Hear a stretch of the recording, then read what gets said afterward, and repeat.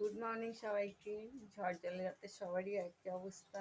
ভয়ে ভয়ে সবার ভোর হলো বলো, উঠে দেখছি গাছপালা সব লন্ডভন্ড করে গেছে।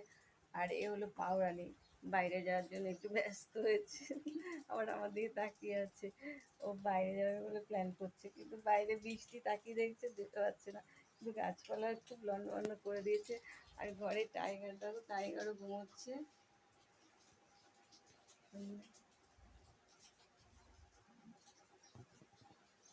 টাইগারকে টাইগারকে বিছানা করে দিয়েছি, টাইগারও ঘুমোচ্ছে। আর তোমরাও ভালো থেকো, সাবধানে থেকো।